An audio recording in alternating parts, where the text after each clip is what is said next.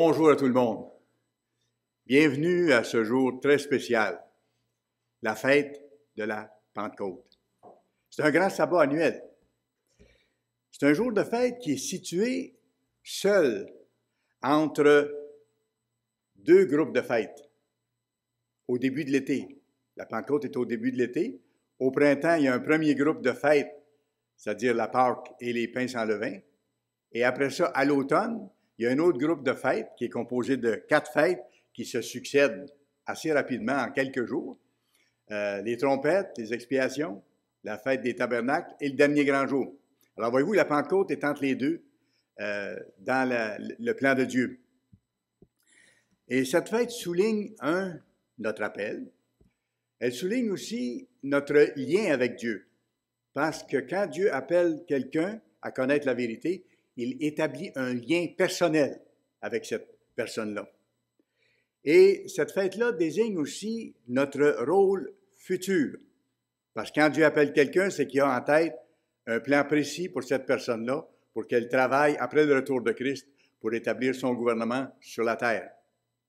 Alors, ce rôle-là, et je le donne en titre parce que c'est le titre de mon sermon, des sacrificateurs régnant sur la terre. Ça, c'est notre avenir formidable, là. Devenir des sacrificateurs régnant sur la terre. Le mot Pentecôte, vous ne le trouverez pas dans l'Ancien Testament. C'est un mot du Nouveau Testament pour désigner, dans le fond, la même fête qui était célébrée dans l'Ancien Testament sous le nom Fête des Semaines.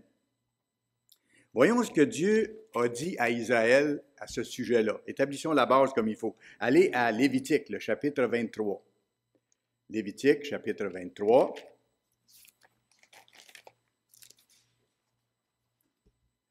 Et on va lire ici le verset 4.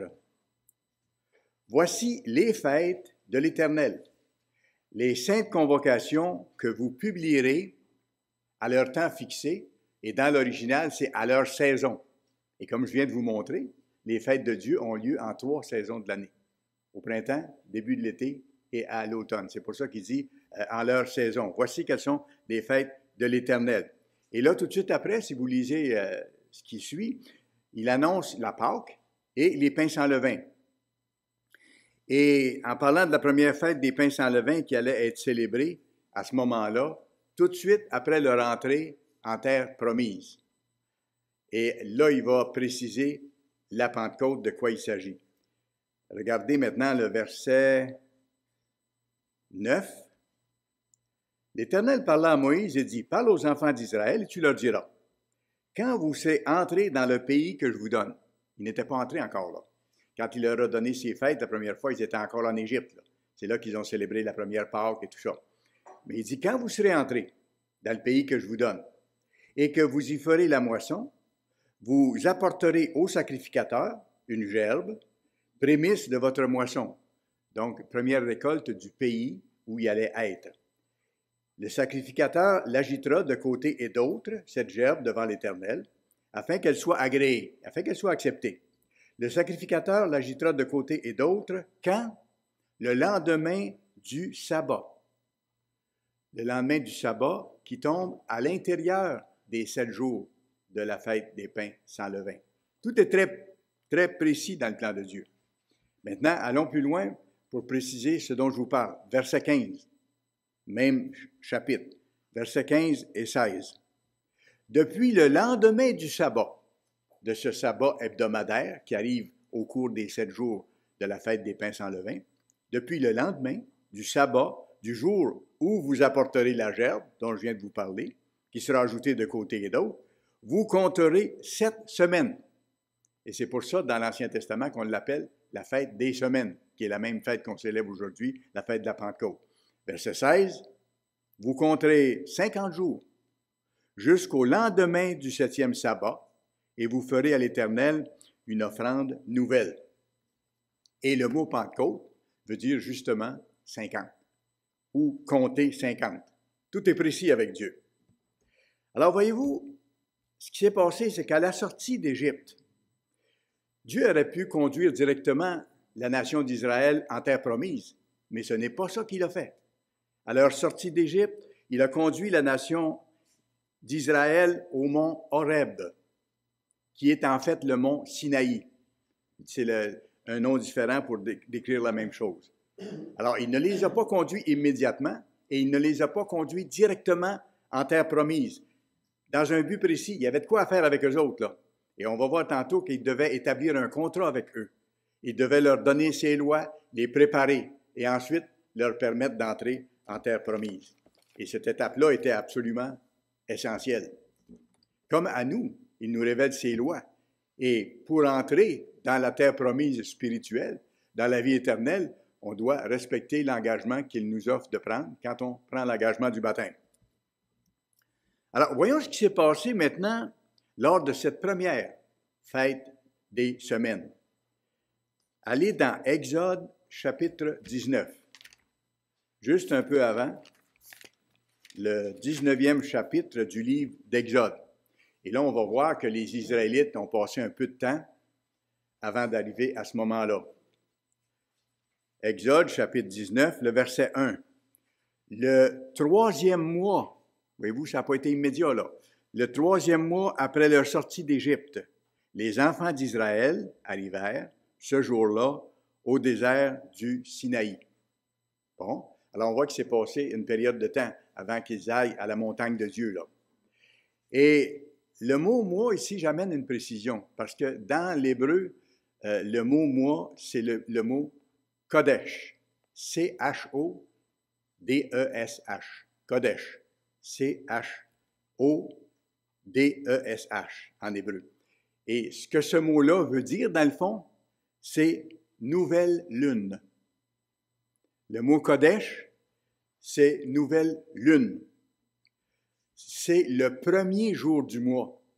C'est chaque mois le jour où la lune est à peine visible ou pas visible, là, avant qu'elle commence à croître. Alors Dieu a établi son calendrier très clairement et il l'a donné aux Israélites lorsqu'il leur a révélé ses lois comme ça et qu'il les a amenés à Horeb, au mont Sinaï. Il leur a donné son calendrier. Et c'est intéressant parce que le calendrier de Dieu ne commence pas au milieu de l'hiver. Il commence au printemps, quand les belles fleurs apparaissent, quand la vie renaît et tout ça. Son année commence au printemps. Quand Dieu a institué la Pâque, il a en même temps révélé ce calendrier-là, son calendrier divin dont je vous parle. Allons un petit peu, quelques pages auparavant, à Exode chapitre 12, s'il vous plaît. On va voir ça encore plus précisément ici. C'est intéressant de voir comment Dieu a établi son calendrier pour qu'on sache comment les choses fonctionnent. Exode chapitre 12, verset 1. L'Éternel dit à Moïse et à Aaron, dans le pays d'Égypte, alors voyez-vous, il était encore en Égypte à ce moment-là, quand il leur a révélé ses fêtes, et son calendrier. Et il dit ici au verset 2, « Ce mois-ci, il sera pour vous le premier mois de l'année. » Okay? Alors, il a bien établi les choses avec eux à ce moment-ci. Et ce mois-ci, ça revient encore ça, c'est Kodesh, autrement dit, cette nouvelle lune dont je vous parle, cette première nouvelle lune de l'année sacrée. C'est ce qu'il vient d'établir. Il leur donnait son calendrier, puis il leur donnait de le vivre, là. Parce que par après, il leur a dit, là, on voit au verset 3, « Parlez à toute l'assemblée d'Israël et dites, le 10e jour de ce mois, on prendra un agneau pour chaque famille. » Alors, voyez-vous, il établissait son calendrier, là. Il dit, après la nouvelle lune, 10e jour, vous allez choisir un agneau, là. Et après ça, il dit, le 14e jour, entre les deux soirs, vous allez l'immoler. C'est la Pâque qui était donnée dans l'Ancien Testament. Alors, voyez-vous, il établit son calendrier et il leur donne les jours de ses fêtes à ce moment-là. Au verset 6, il parle que c'est le 14e jour qu'ils doivent faire ça. Vous le garderez, cet agneau-là, jusqu'au 14e jour de ce mois. Et toute l'assemblée d'Israël l'immolera entre les deux soirs. Et après ça, le 15e jour, au soir, c'est le début de la sortie d'Égypte. C'est là que ça a commencé. Voyez-vous, ça allait avec le calendrier aussi. C'était le jour de la pleine lune, le milieu du mois. Voyez-vous, à travers les événements et ce que Dieu leur disait, il leur établissait clairement son calendrier. Et c'est intéressant que nous, on le voit pour se référer à ces choses-là lorsqu'on voit des passages qui ont trait à ça. Donc, c'était la pleine lune au milieu du mois lorsqu'ils sont sortis d'Égypte. Comme quand on célèbre la soirée mémorable. Si le ciel est clair, la pleine lune est là, parce que c'est exactement à ce moment-là dont il est question. Alors, revenons à Exode 19, un petit peu plus loin. Exode, chapitre 19, verset 1. Donc, le 3e mois après leur sortie du pays d'Égypte, les enfants d'Israël arrivèrent ce jour-là au désert du Sinaï. Donc, 3 mois ou 3 nouvelles lunes, pour prendre le texte original, plus tard, après leur départ d'Égypte, là, ils sont arrivés au mont Sinaï, à Horeb, pour des événements vraiment spéciaux qui allaient se passer là, dans le plan de Dieu. Et ce que Dieu faisait à ce moment-là, c'est qu'il était en train de préparer une rencontre face à face très spéciale avec le peuple qu'il avait choisi. Et pour ça, il y avait tout un scénario d'établi qui allait vraiment mettre son sceau de puissance sur ce qui allait se passer là. Bien sûr, les Israélites avaient vécu la sortie d'Égypte. Ils avaient vu sa puissance, ils avaient vu les nombreux miracles qu'il avait fait pour eux, des choses incroyables qui n'avaient jamais été vues auparavant. Mais là, Dieu allait manifester encore davantage son autorité et sa puissance. Regardez le verset 16 à 18. Qu'est-ce qui s'est passé? Le 3e jour au matin, il y eut des coups de tonnerre, des éclairs et une épaisse nuée sur la montagne. Le son de la trompette retentit fortement, et tout le peuple qui était dans le camp fut saisi d'épouvante. Pas une petite peur, là. Quand on dit saisi d'épouvante, c'est une peur profonde. Moïse fit sortir le peuple du camp à la rencontre de Dieu. Ils se placèrent au bas de la montagne, comme il avait commandé. Le mont Sinaï était tout en fumée, parce que l'Éternel y était descendu au milieu du feu. Cette fumée s'élevait comme la fumée d'une fournaise, et toute la montagne tremblait avec violence. Alors là, vous avez le décor que Dieu a planté pour être face à face avec sa nation, lui manifester sa majesté et présenter le contrat qu'il voulait leur présenter, c'est-à-dire son alliance, parce que l'alliance, c'est un contrat, avec son peuple choisi. Il avait déterminé une nation avec laquelle il allait travailler. Puis il n'a pas pris le plus puissant des peuples, comme il ne prend pas les plus puissants de nos nations pour appeler les gens à faire partie de son Église à notre époque.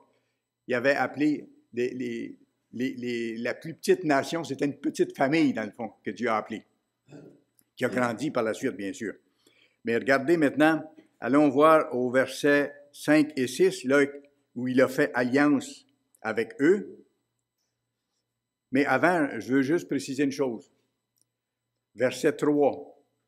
Moïse monta vers Dieu, et l'Éternel l'appela du haut de la montagne en disant, tu parleras ainsi à la maison de Jacob, et tu diras aux enfants d'Israël, vous avez vu ce que je vous ai fait en Égypte, et ce que j'ai fait à l'Égypte, et comment je vous ai porté sur des ailes d'aigle jusqu'à moi. Alors, Dieu rappelle les miracles qu'il a faits pour les amener jusque-là devant lui, là. Et c'était énorme, ça. Maintenant, si vous écoutez ma voix et si vous gardez mon alliance, et là, il offre son alliance.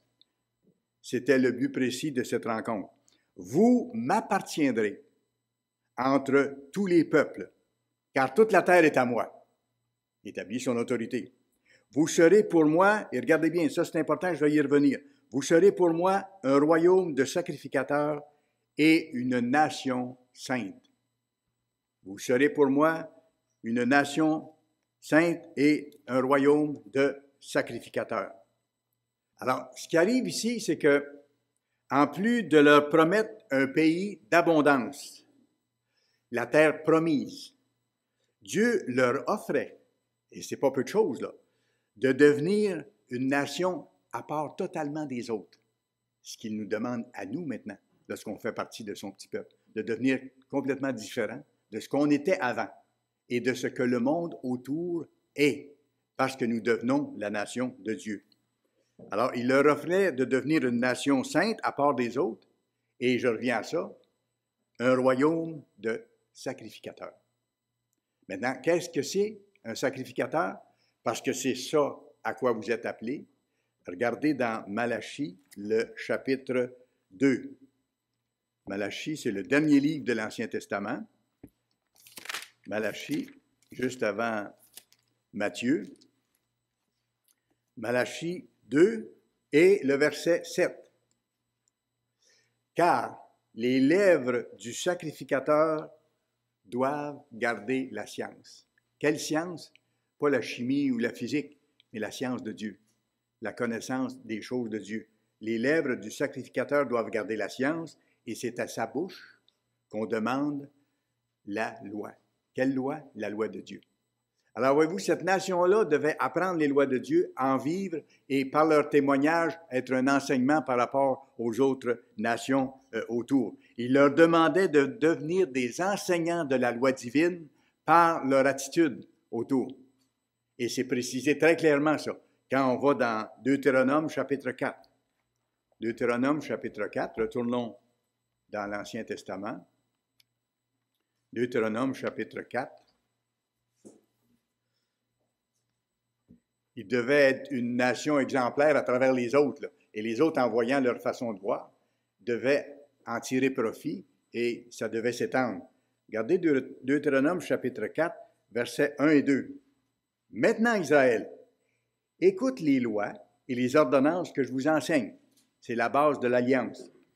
Mettez-les en pratique afin que vous viviez et que vous entriez en possession du pays que vous donne l'Éternel, le Dieu de vos pères. Vous n'ajouterez rien à ce que je vous prescris et vous n'en retrancherez rien. Donc, ça ne doit pas être changé. Mais vous observerez les commandements de l'Éternel, votre Dieu, tels que je vous les ai prescrits. On ne doit rien changer à la loi de Dieu. Dieu a mis ça bien clair.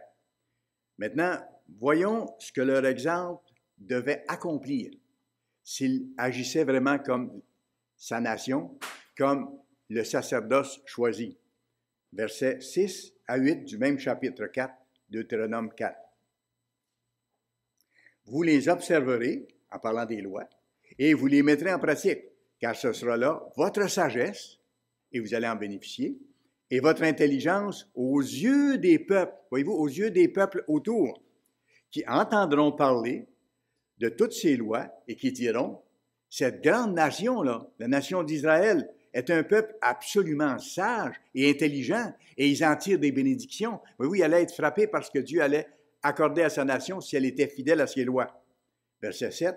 Quelle est en effet la grande nation qui est des dieux aussi proches que l'Éternel, notre Dieu, l'est de nous toutes les fois que nous l'invoquons?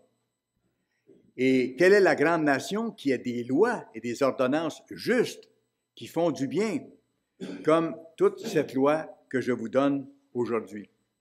Alors, voyez-vous, le mandat qui était donné à la nation d'Israël, c'était d'être un exemple de la façon de vivre de Dieu, comme nous, on doit faire à notre époque en tant qu'appelés. Et ce qui est frappant et ce qui est encourageant, et je l'ai réalisé encore plus en préparant le message pour aujourd'hui, c'est que la même responsabilité exactement, elle nous est confiée à nous aujourd'hui, à notre époque. Elle nous est confiée cette même responsabilité. Il y a plusieurs analogies, il y a plusieurs parallèles entre eux, les Israélites physiques, et nous, qui sommes des Israélites spirituels. Et on va voir les différences en avançant aussi. Voyez-vous, nous, on a été délivrés de l'Égypte spirituelle, de la façon de faire du monde. Eux ont été délivrés physiquement de la nation d'Égypte qui les opprimait. Nous, on était opprimés, si on y pense, par la façon de vivre qu'on avait avant, parce qu'on se faisait souffrir en appliquant des choses contraires aux lois de Dieu, à différents degrés selon les personnes. Mais on était esclaves de l'Égypte spirituelle. Alors, nous avons été délivrés de l'Égypte spirituelle quand Dieu nous a appelés. Et on a été délivrés et on continue de l'être quand on fait nos efforts pour y arriver, délivrés du péché, des transgressions qui créent des problèmes et pour nous et pour les autres. Et si on compare encore avec Israël physique à l'époque, on a un contact avec Dieu. On a un lien direct avec Dieu. À sa montagne, mais pas à sa montagne physique, à son trône. Parce qu'on a accès, on voit par la Bible, au trône de Dieu directement. Eux n'avaient pas accès au trône du ciel, ils avaient accès à la présence de Dieu quand le Christ est descendu pour leur parler. C'est différent. Alors, on a un contact, on a un lien direct avec Dieu à sa montagne, qui n'est pas une montagne physique, mais qui est le trône de Dieu, à son gouvernement. Et aussi, nous entrons en alliance avec notre Créateur. Comment? Par l'engagement du baptême à vivre selon ses lois. Notre engagement, il est là, nous. Eux se sont engagés à vivre selon les lois de Dieu. Ils n'ont pas été capables de le faire, on va voir tantôt pourquoi aussi. Il y a plusieurs raisons, mais une raison majeure que je vous expliquerai. Les Israélites ont vraiment promis à Dieu de faire sa volonté puis de respecter leur engagement. Mais ça n'a pas pris longtemps après. Je pense à 40 jours après, ils ont violé déjà le contrat qu'ils avaient signé avec Dieu. Et je vais plus loin, puis ça, c'est un point important ici. C'est que la nation d'Israël, elle n'est jamais devenue un royaume de sacrificateurs. La nation d'Israël n'est jamais devenue un royaume de sacrificateurs. Elle n'a pas réalisé ce que Dieu leur avait ordonné de faire dans Deutéronome 4, comme on vient de voir, d'être la nation exemplaire pour les autres autour. Au contraire, ils se sont détournés. Dieu a continué son plan pareil. Absolument. Comment est-ce qu'il a procédé? Je vais aller plus loin. Et je vais vous expliquer un point que vous n'avez peut-être pas vu souvent. Qu'est-ce que Dieu a fait ensuite? Dieu a toujours un plan et son plan va être réalisé parfaitement, par toutes sortes d'étapes. Dans le fond, ce qu'il a fait à ce moment-là, vu que la nation elle-même a refusé de devenir une nation de sacrificateurs, c'est qu'il a désigné la famille des Lévites. Lévi était un des 12 fils de Jacob. Et les descendants de Lévi, ce sont les Lévites. Et à ce moment-là, Dieu a désigné la famille des Lévites, les descendants de Lévi, pour jouer ce rôle de sacerdoce, de nation de sacrificateurs, pour accomplir, autrement dit, la mission que la nation elle-même n'avait pas accomplie. Il a choisi une famille et il leur a donné cette responsabilité-là. Il a commencé pour ça par Aaron et ses fils. On voit ça dans les textes, qui ont été consacrés dans ce but-là, à cet effet-là. Si vous voulez avoir plus d'informations là-dessus, vous irez lire le chapitre 8 du livre de Lévitique. Et c'est expliqué dans ce chapitre-là, que ça leur a été confié comme responsabilité. Ça permet de mettre les morceaux du casse-tête ensemble, si vous voulez. Alors, ce que la nation d'Israël n'avait pas fait, devenir une nation de sacrificateurs, Dieu a demandé à la nation des Lévites, à la famille des Lévites, de le faire. Il leur a confié cette responsabilité en commençant par Aaron et ses fils. Alors, les Lévites ont été, dans ce sens-là, séparés du reste d'Israël. C'est le même principe, OK? Ils ont eu cette responsabilité-là, mais ils étaient séparés du reste d'Israël. Ils étaient à part, avec un rôle bien précis à jouer. Et ça allait loin, parce qu'ils ne possédaient même pas de territoire. Les autres familles descendants de Jacob, les 11 autres tribus, avaient des territoires dans la région, mais pas les Lévites. Et ça, vous pourrez aller voir, ça donne d'autres précisions intéressantes. Vous irez voir dans Josué, chapitre 21. C'est qu'ils leur ont donné des villes dans les territoires des 11 autres tribus. Les Lévites se sont vus accorder des villes là où ils pouvaient vivre et accomplir leur travail. C'est intéressant de voir comment Dieu fonctionne. Il est très précis, vous savez. Alors, ils avaient des villes au milieu des autres tribus d'Israël. Maintenant, venons-en à notre époque, à nous qui sommes sous la nouvelle alliance maintenant. Dieu nous place, je répète, dans la même position qu'Israël au point de départ quand ils se sont vus offrir de devenir un sacerdoce, de devenir des sacrificateurs, une nation de sacrificateurs. Et Dieu nous place maintenant dans la même position où les Lévites ont été placés. ça nous est confié à nous. Dieu nous confie la même responsabilité, c'est-à-dire de vivre individuellement selon ses lois, et à ce moment-là d'être un exemple, et de vivre collectivement en tant qu'une Église qui, elle, a la responsabilité de prêcher. Les membres de l'Église ne prêchent pas, n'essaient pas de convertir les autres. C'est l'organisation elle-même qui a la responsabilité d'annoncer l'Évangile aux nations. Mais les deux ensemble, individuellement par l'exemple des membres de l'Église et collectivement dans le travail de l'Église, voyez-vous que le travail se fait, le travail s'accomplit. Alors, ce que Dieu fait à ce moment-là, c'est qu'il fait de vous et moi son peuple choisi, mis à part, dans un but bien précis. Une équipe qui doit donner l'exemple en vivant selon toutes les lois de Dieu. Et c'est pour ça que dans le Nouveau Testament, on parle de nous comme les ambassadeurs de Christ. On est les représentants d'une autre civilisation qui sera bientôt établie sur la terre. C'est pour ça qu'on commence à vivre déjà comme cette civilisation-là. On est représentants du Christ, on est ses ambassadeurs. Tout ça se tient exactement dans le but fantastique d'enseigner ces choses-là bientôt au monde entier.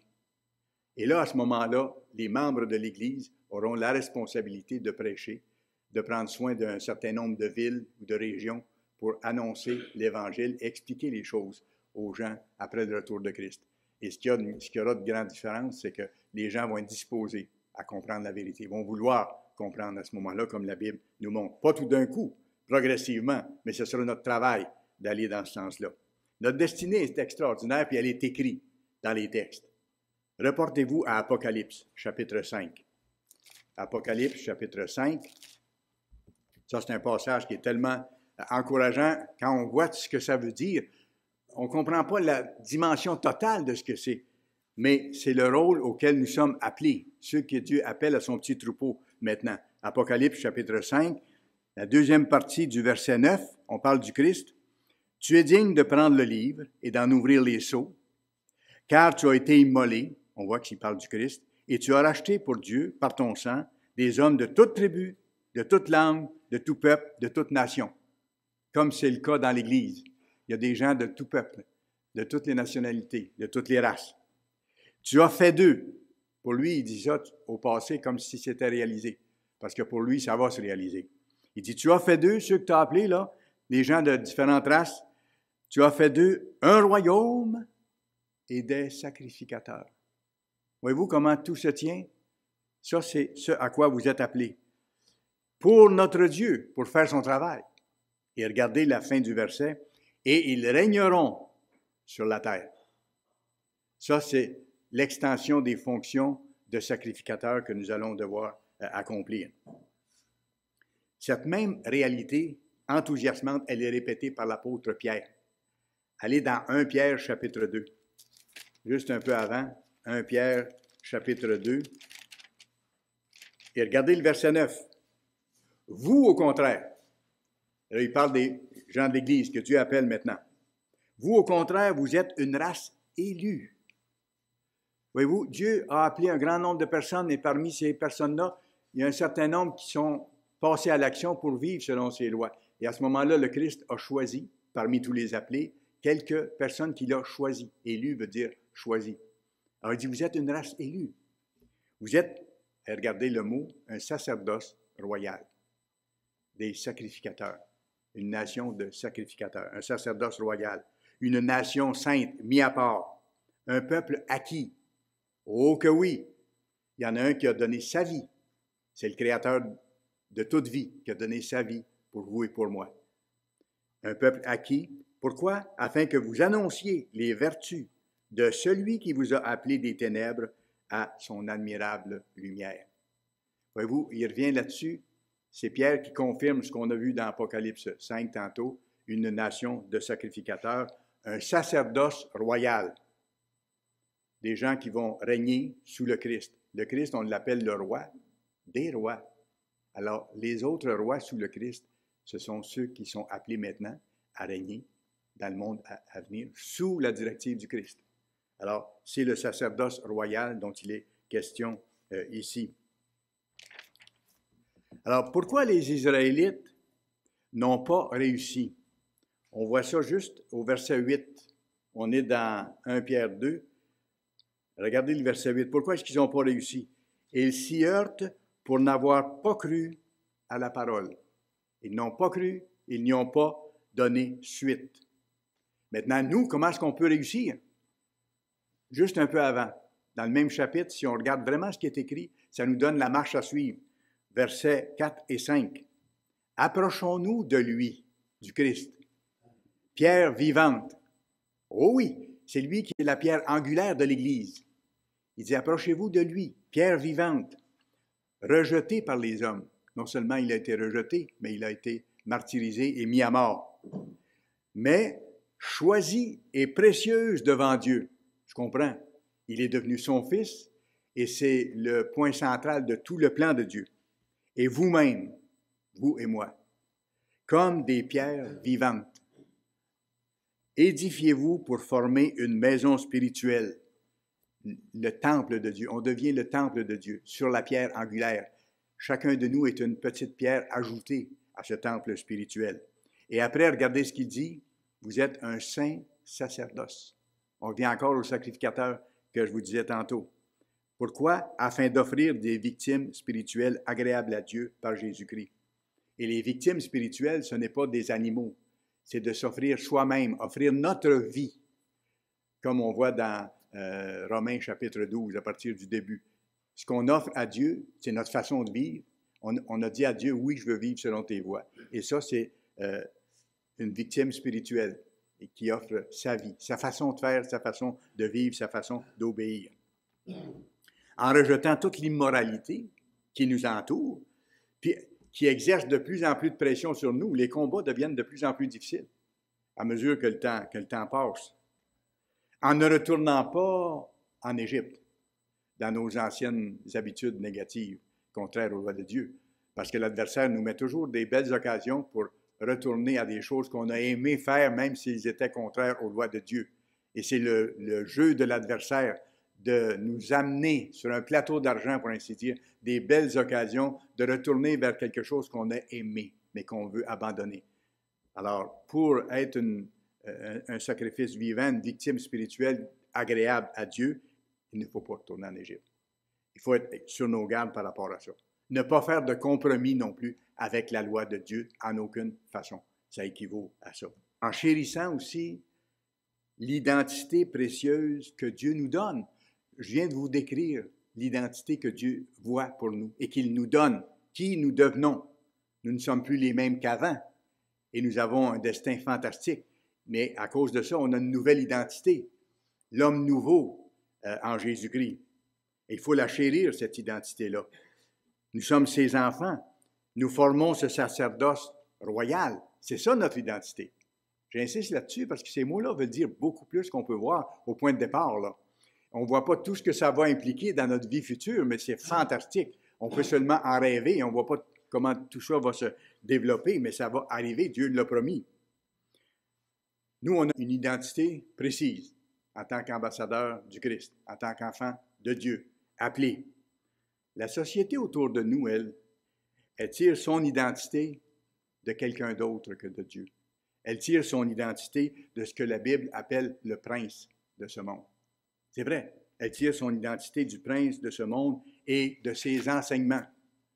Les enseignements qu'il diffuse à travers tout ce que notre société offre de contraire aux lois de Dieu et qui est parfois tellement attirant sur le plan humain. On a toujours le choix.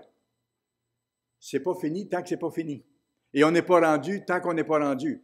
En même temps, c'est pour ça que je fais la mise en garde pour qu'on soit conscient qu'il faut garder le cap et tenir, rester proche de Dieu. On a toujours le choix entre ce qui est passager, entre ce qui est temporaire, la société séduite et corrompue de Satan qui nous entoure et qui fera bientôt partie de la poubelle de l'histoire.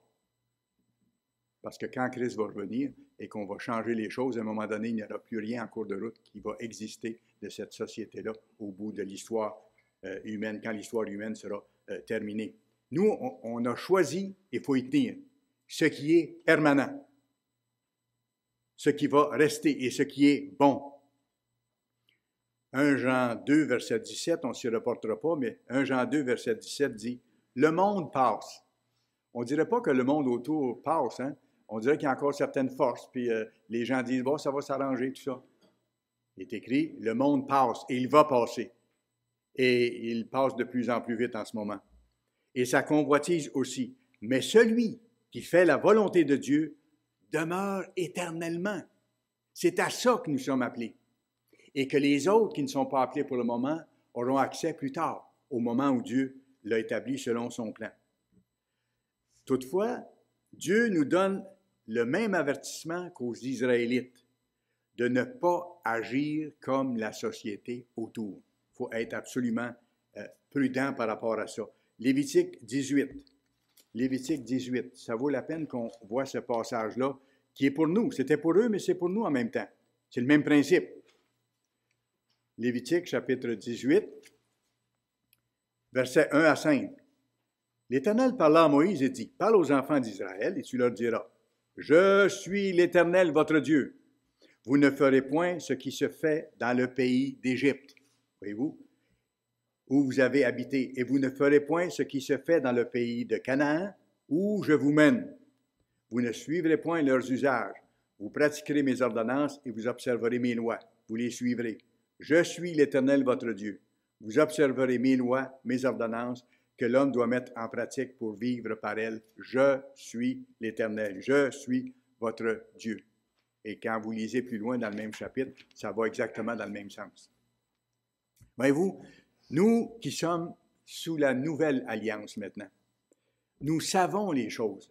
Nous comprenons beaucoup plus que les Israélites pouvaient comprendre. Vous allez voir tantôt. On comprend beaucoup plus, on sait les choses. Et Dieu nous dit de ne pas refuser d'entendre, parce qu'eux ont refusé d'entendre. Allez à Hébreux, chapitre 12. C'est des leçons de l'histoire extrêmement importantes pour nous, et c'est bon qu'on les voit, qu'on prenne le temps de s'y arrêter un peu. Hébreux, chapitre 12, regardez le verset 25 et 26. Gardez-vous, il s'adresse à l'Église, gardez-vous de refuser d'entendre celui qui parle. Car si ceux qui refusèrent d'entendre celui qui publiait des oracles sur la terre n'ont pas échappé, les Israélites n'ont pas échappé, combien moins échapperons-nous si nous nous détournons de celui qui parle du haut des cieux, de la salle de son trône, et qui nous révèle le plan. Lui dont la voix ébranla alors la terre, et qui maintenant a fait cette promesse. Une fois encore, j'ébranlerai non seulement la terre, mais aussi le ciel. De quoi est-ce qu'il parle ici? Il parle ici du 6e sceau de la grande détresse. Vous pourrez aller voir dans Apocalypse 6, versets 12 à 14. C'est ça, ce à quoi ça correspond. Apocalypse 6, versets 12 à 14. Dieu dit, à votre époque, il s'en vient un temps où je vais ébranler le ciel et la terre de façon magistrale.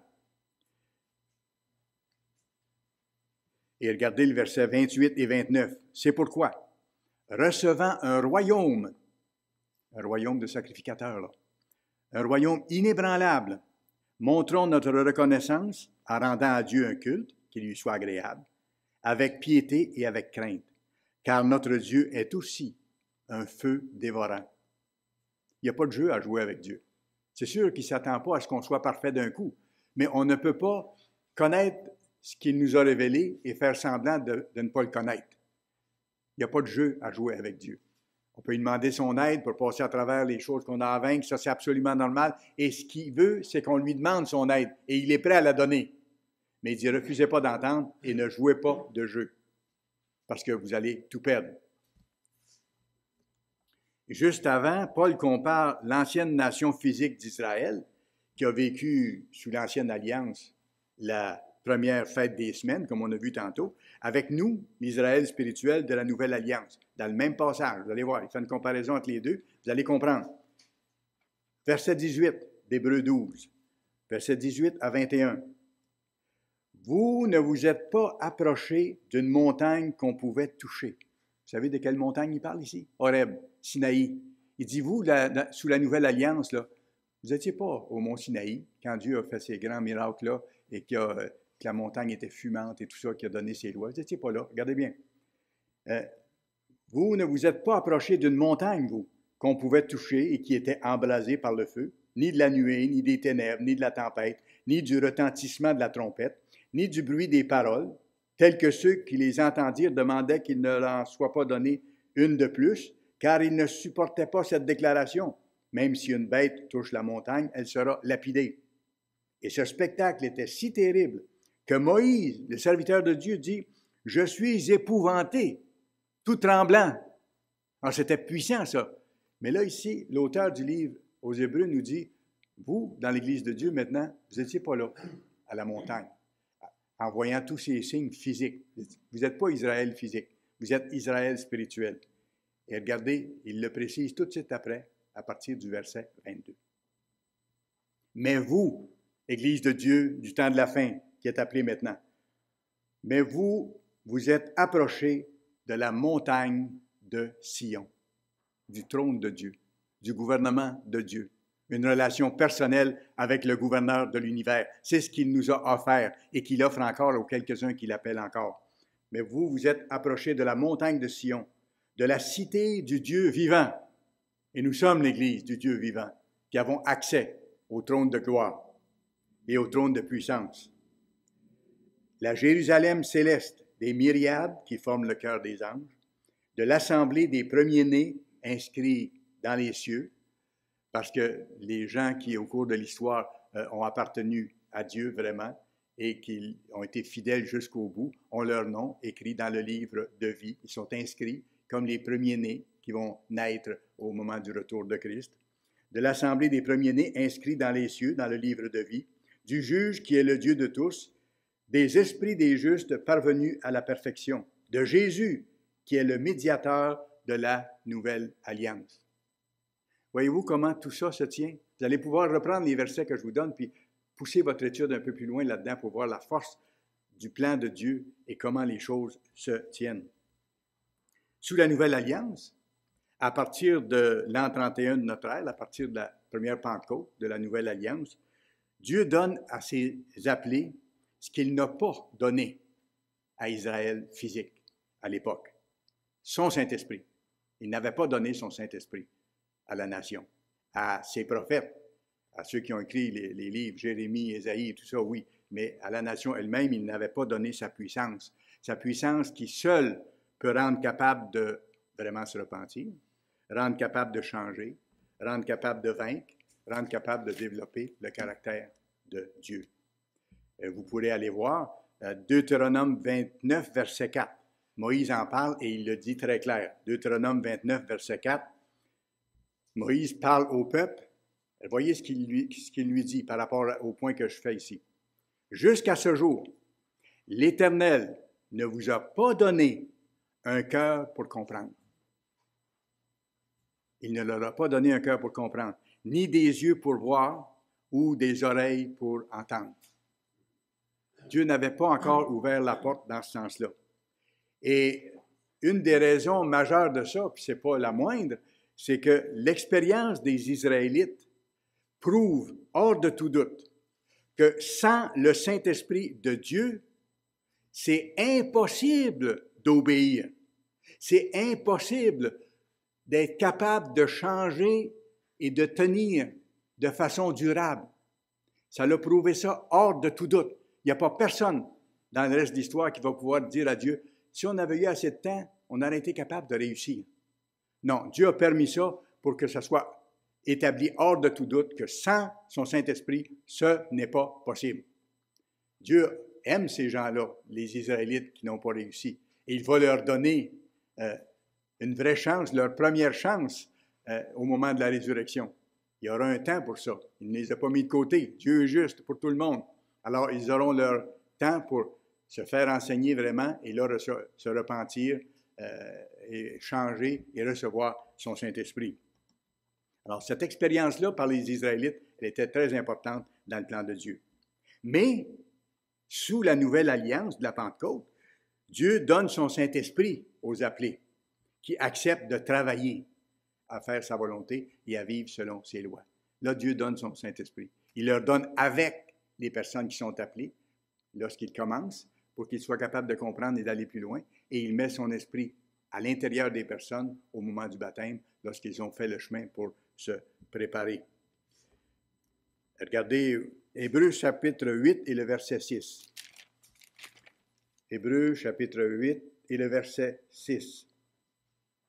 Mais maintenant, en parlant du Christ, mais maintenant, il a obtenu un ministère d'autant supérieur. Son ministère par rapport au petit troupeau qui est appelé, il est supérieur que le ministère qu'il a exercé par rapport à la nation d'Israël au moment de la fête des semaines et au temps de leur vécu. Là. Il dit, il a obtenu maintenant un ministère d'autant supérieur qu'il est le médiateur d'une alliance plus excellente. Voyez-vous, la nouvelle alliance, elle est plus excellente que l'ancienne. Il l'explique ici, et je vais aller plus loin, qui a été établie sur de meilleures promesses.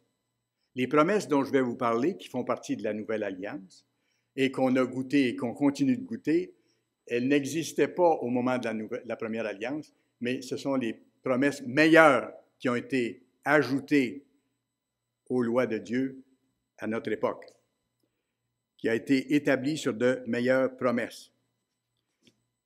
Quelles sont ces meilleures promesses-là? La première, on la trouve une page plus loin, Hébreux 9, verset 15. Et c'est pour cela qu'il est le médiateur d'une nouvelle alliance, afin que la mort étant intervenue pour le rachat des transgressions commises sous la première alliance, ceux qui ont été appelés reçoivent l'héritage éternel. Il n'y avait pas d'héritage éternel sous l'ancienne alliance, là. Mais dans la nouvelle alliance, qui contient de meilleures promesses, il y a maintenant la possibilité, si la personne est fidèle, d'avoir un héritage éternel. C'est quoi un héritage éternel? C'est la vie éternelle. C'est ça. C'est de voir son nom inscrit dans le livre de vie éternelle et de pouvoir, si on est fidèle, recevoir l'immortalité. L'héritage éternel qui leur a été promis. Alors, une des meilleures promesses, c'est la vie éternelle, ce qu'ils n'avaient pas. Eux, c'était une terre promise physique. Nous, c'est une terre promise spirituelle. C'est la vie éternelle. C'est un autre niveau. Et le deuxième élément qui est absolument nécessaire, qui n'avait pas été donné dans la première alliance, qui fait partie des meilleures promesses, la deuxième meilleure promesse, le Saint-Esprit. Il ne leur a pas donné le Saint-Esprit. Mais à ceux qui l'appellent maintenant, il donne son Saint-Esprit et il met son Saint-Esprit en eux lorsqu'ils sont baptisés. Tel que ça a été promis par le Christ. Le Christ avait promis le Saint-Esprit, n'est-ce pas? Quand vous regardez, par exemple, simplement Acte 1, allons à Acte 1. Ce n'est pas le seul endroit où ça a été promis, mais c'est clairement indiqué ici de quoi il s'agit.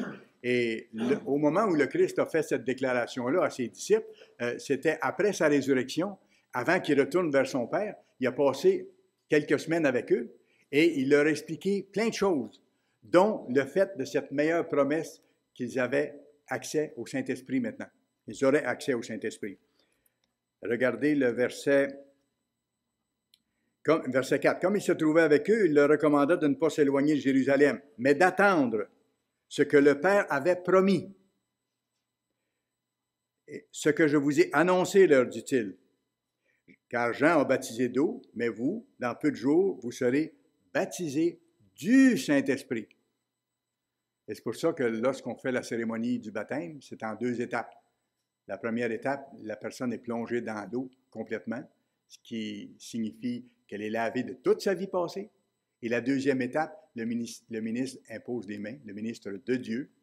Il faut que ce soit un ministre de Dieu. Si c'est un ministre d'une autre Église qui ne connaît pas le vrai Dieu, ça ne peut pas être la même chose. Alors, il faut qu'un ministre de Dieu, à ce moment-là, impose les mains à la personne. Et Dieu, à ce moment-là, place son esprit dans la personne. Alors, vous serez baptisés du Saint-Esprit. Alors, regardez le verset 8 ensuite. Vous recevrez une puissance. Ce n'est pas une troisième personne de la Trinité, là. Il dit, vous recevrez une puissance, le Saint-Esprit survenant sur vous, et vous serez mes témoins à Jérusalem, dans toute la Judée, dans la Samarie et jusqu'aux extrémités de la terre. Alors, voyez-vous, là, il leur a expliqué c'était quoi le Saint-Esprit. Il dit, vous allez le recevoir, le Saint-Esprit, le jour de la Pentecôte, parce qu'il annonçait la Pentecôte en faisant ça. Il dit, vous allez recevoir une puissance, la puissance de Dieu, le Saint-Esprit. Et grâce à cette puissance-là, vous allez être capable de faire le travail, vous allez être capable, d'abord personnellement, de vaincre progressivement vos fautes, de porter les fruits de l'Esprit et de faire le travail que je vous confie. Exactement. Alors, voyez-vous que c'était la deuxième meilleure promesse de la nouvelle alliance, ce qui n'était pas présent dans l'ancienne alliance. Et ça rejoint ce qu'on voit dans Ézéchiel 36, verset 27.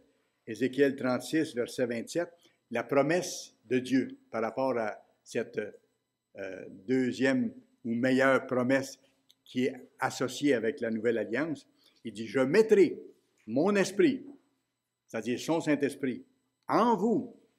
Je mettrai mon esprit en vous et je ferai en sorte, par cet esprit-là, par ma force en vous, que vous suiviez mes ordonnances. Parce que sans mon esprit, vous n'êtes pas capable de suivre mes ordonnances. Non seulement vous n'êtes pas capable de comprendre mon plan et les choses de nature spirituelle, mais vous n'êtes pas capable de mettre en pratique mes lois et de développer cette approche-là. Je ferai en sorte que vous suiviez mes ordonnances. Je vais vous donner la force de le faire. Et que vous observiez et pratiquiez mes lois. Bien sûr, à condition de continuer à travailler à le faire. Dieu ne le fait pas pour nous. Il nous donne sa force pour qu'on puisse le faire. Il faut utiliser sa force et mener les combats qu'on a amenés pour y arriver.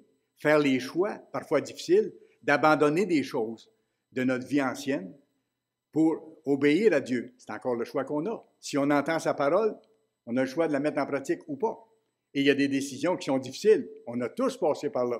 Il n'y a pas personne ici dans l'Assemblée qui n'a pas eu à un moment donné des décisions déchirantes à prendre, où on a perdu des choses. On a perdu des amis précieux. On a perdu, dans certains cas, des membres de nos familles, parce qu'on vivait autrement, et pas parce qu'on a essayé de les convertir, mais ils n'acceptaient pas qu'on vive différemment ou qu'on ne célèbre plus Noël, par exemple, ou les parties qu'il y avait auparavant et tout ça. On avait tellement changé qu'il y avait moins d'intérêt envers nous. On les respecte, mais seulement en cours de route, certains ont choisi de ne plus être avec nous. Ça fait mal, mais on va les retrouver parce qu'ils auront leur chance, à un moment donné, d'être appelés par le Dieu qui est juste et qui va donner à chacun une vraie chance de comprendre et l'aide de son Saint-Esprit que nous avons de disponible pour nous maintenant. Vous savez, Dieu est le même hier, aujourd'hui, éternellement. Hein? Il le mentionne à différents endroits. Il n'a jamais changé. Il ne changera jamais non plus. Il ne changera pas ses lois non plus. Il n'a jamais changé ses lois. Pas un iota, pas un petit morceau de loi qui a été changé.